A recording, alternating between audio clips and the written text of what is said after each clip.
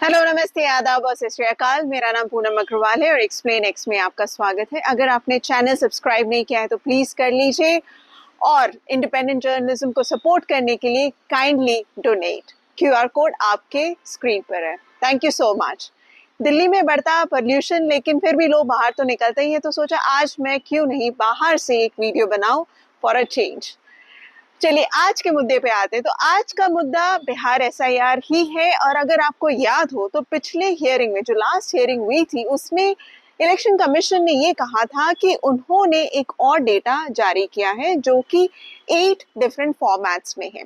और ये 8 फॉर्मेट्स के ऊपर मैंने पहले भी एक स्टोरी की थी जिसमें मैंने ये बताया था कि बिहार सीईओ की वेबसाइट पे अगर आप जाएं तो उन्होंने लास्ट समरी रिवीजन जो कि जनवरी 2025 में हुआ था, उस पर उन्होंने डेटा जारी किया था डिफरेंट फॉर्मेट्स में। और ये फॉर्मेट बहुत ही डिटेल है जिसमें पॉपुलेशन के बारे में बताते हैं, जेंडर रेशियो के बारे में बताते हैं, किन किन लोगों का नाम किस कारण से डिलीट हुआ ये बताते हैं, फिगर्स देते हैं, नाम नहीं देते। तो ये पर्टिकुलर फॉर्मेट पे फिर लास्ट हियरिंग में चली, इलेक्शन कमीशन ने कहा है कि ये डेटा आ गया। अब ये डेटा देखने और समझने में, एनालिसिस इसके ऊपर करने में मुझे समय जरूर लगा क्योंकि ये बहुत ही डिटेल डेटा है। लेकिन आश्चर्य की बात यह है, समअप अगर मैं करूं पूरा डेटा एनालिसिस के बाद, काफी कंफ्यूजन रहा मुझे, लेकिन समअप अगर करूं तो अभी भी जो मिस्ट्री है कि 65 लाख लोगों के डिलीशन के ऊपर क्या एग्जैक्टली हुआ ड्राफ्ट रोल जारी होने के बाद।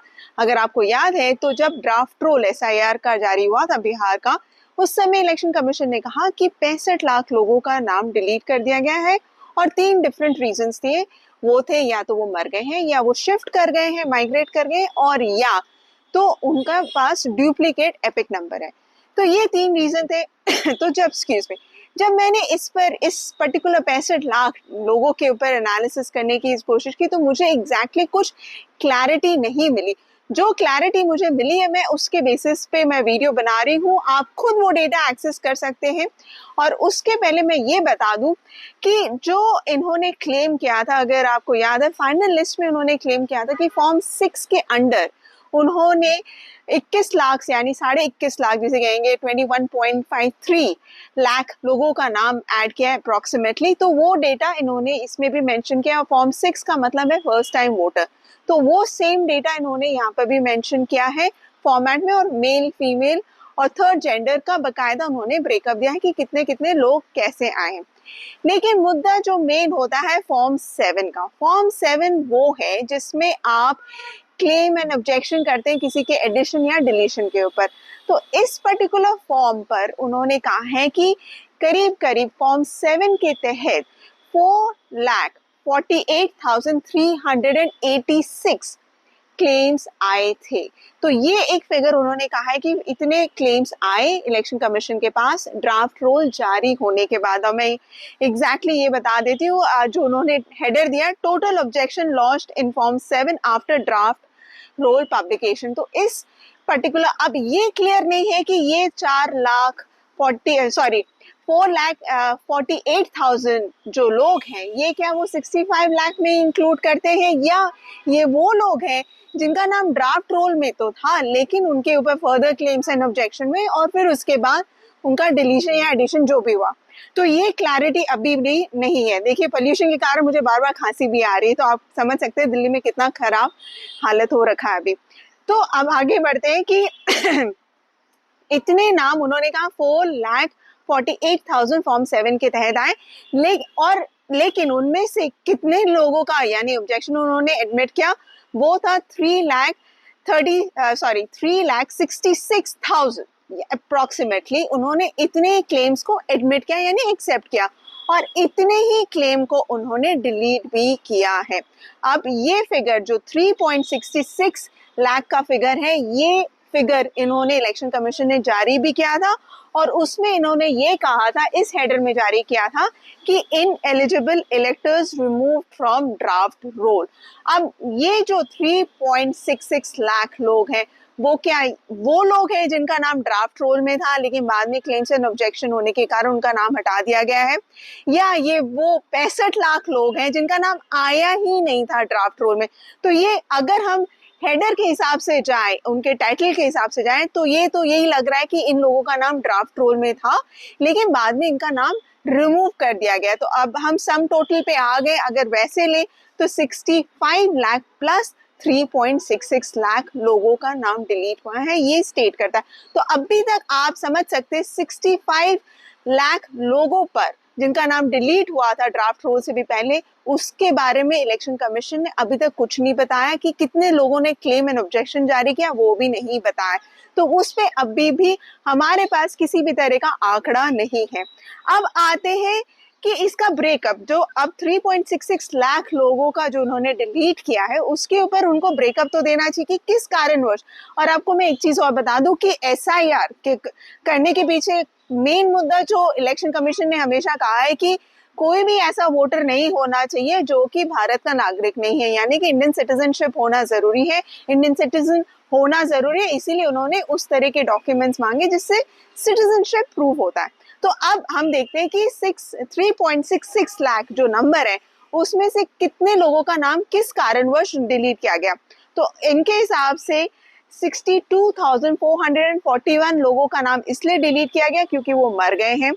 उसके बाद शिफ्ट यानी माइग्रेट कर गए एक जगह से दूसरी जगह, वो है 2,12,099, यानी मैं फिर से बता दूं ये नंबर, जो लोग माइग्रेट कर गए उनका नंबर इलेक्शन कमीशन ने दिया है 2,12,999, और जो लोगों के पास डबल एपिक नंबर है वो है 81,334। तो ये ब्रेकअप उन्होंने दिया है, और इसका सम टोटल अगर हम करें माइग्रेटेड, डेथ और रिपीटेड एपिक नंबर, तो उसका सम टोटल आता है 3,56,774।